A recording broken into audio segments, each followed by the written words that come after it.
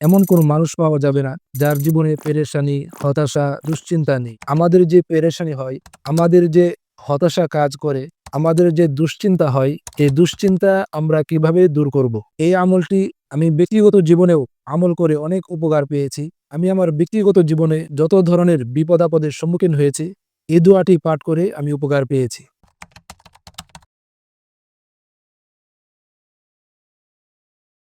আসসালামু আলাইকুম ওয়া রাহমাতুল্লাহি ওয়া বারাকাতুহু। নাহমাদুহু ওয়া নুসাল্লি আলা রাসূলিহিল কারীম, আম্মা বা'দ। প্রিয় দর্শক, আমাদের প্রত্যেকের জীবনেই দুঃখ ও পেরেশানি অবিচ্ছেদ্য এক অংশের মতো রয়েছে। এমন কোনো মানুষ পাওয়া যাবে না যার জীবনে পেরেশানি, হতাশা, দুশ্চিন্তা নেই। আজ আমরা এই ভিডিওতে জানব, আমাদের যে পেরেশানি হয়, আমাদের যে হতাশা কাজ করে, আমাদের যে দুশ্চিন্তা হয়, এই দুশ্চিন্তা আমরা কিভাবে দূর করব। আল্লাহর রাসূল সাল্লাল্লাহু আলাইহি ওয়াসাল্লাম যখন তিনি পেরেশান হতেন, যখন তিনি দুশ্চিন্তায় পড়ে যেতেন, তখন তিনি কিভাবে তার সেই পেরেশানি দূর করতেন, কিভাবে তিনি আল্লাহর কাছে দোয়া করতেন, কোন কোন দোয়াগুলো তিনি পাঠ করতেন, আজ আমরা এই ভিডিওতে সে বিষয়গুলো জানব। রাসূলের এই আমলগুলো যদি আমরা করি, তাহলে আল্লাহ রাব্বুল আলামিন আমাদেরকে রাসূলের মতো করেই আমাদের পেরেশানি, আমাদের দুশ্চিন্তা, আমাদের হতাশাগুলোকে আল্লাহ তাআলা দূর করে দিবেন। দুশ্চিন্তা বা পেরেশানি থেকে মুক্তি পেতে হলে আমরা প্রথম যে আমলটি করতে পারি তা হলো, যখনই আমার অন্তরে দুশ্চিন্তা বা হতাশা কাজ করবে, তখন আমি বেশি বেশি আল্লাহর জিকির আদায় করব।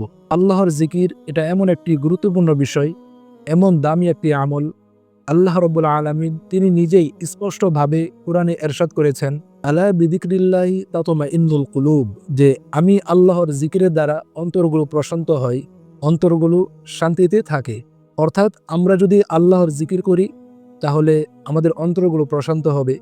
যখনই আমি দুশ্চিন্তায় থাকব, তখন আমি আল্লাহর জিকির করব।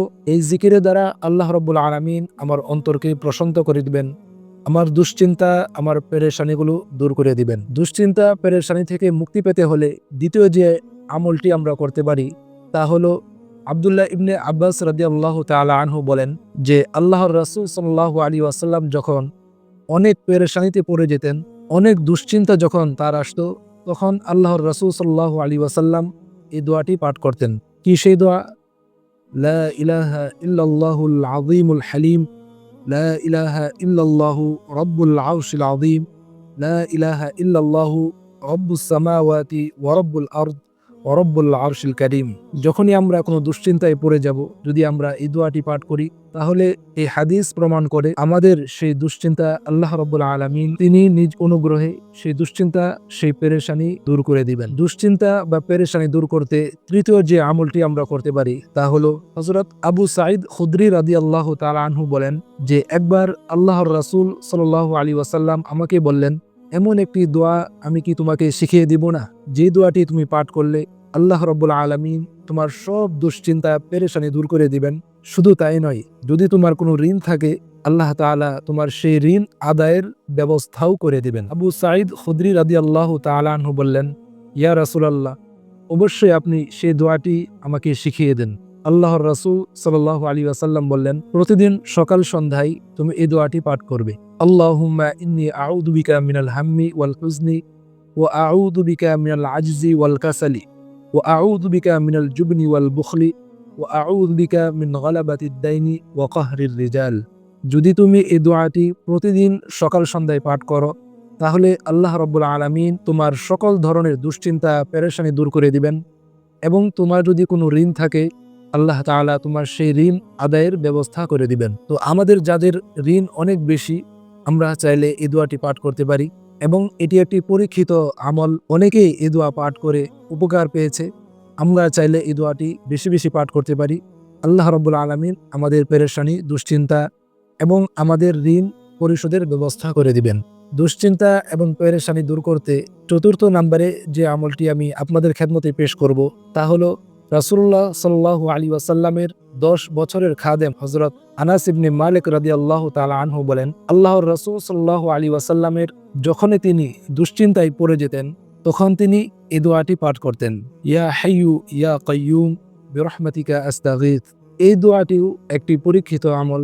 আমরা চাইলে আমাদের দুশ্চিন্তার সময়গুলোতে এই দোয়াটি যদি আমরা বেশি বেশি পাঠ করি, আল্লাহ রব্বুল আলামিন নিজ অনুগ্রহে আমাদের সেই দুশ্চিন্তা, আমাদের সেই পেরেশানিগুলো দূর করে দিবেন। পঞ্চম নম্বরে এবং সর্বশেষ আমি আপনাদের খেদমতে যে আমলটি পেশ করব, এই আমলটি আমি ব্যক্তিগত জীবনেও আমল করে অনেক উপকার পেয়েছি। আমি আমার ব্যক্তিগত জীবনে যত ধরনের বিপদ আপদের সম্মুখীন হয়েছি, এই দোয়াটি পাঠ করে আমি উপকার পেয়েছি। হযরত সাদ ইবনে আবি ওয়াক্কাস রাদিয়াল্লাহু তাআলা আনহু বলেন, আল্লাহর রাসূল সাল্লাল্লাহু আলাইহি ওয়াসাল্লাম একবার আমাদেরকে তিনি বললেন, কোরআনে এমন একটি দোয়া রয়েছে যে দোয়াটি কোনো ব্যক্তি যে কোনো উদ্দেশ্যে, যে কোনো বিষয়ে, যে কোনো পেরেশানিতে, যে কোনো দুশ্চিন্তায় যদি কেউ এই দোয়াটি পাঠ করে, তাহলে আল্লাহ রব্বুল আলামিন তাকে সেই উদ্দেশ্য তার পুরা করে দিবেন।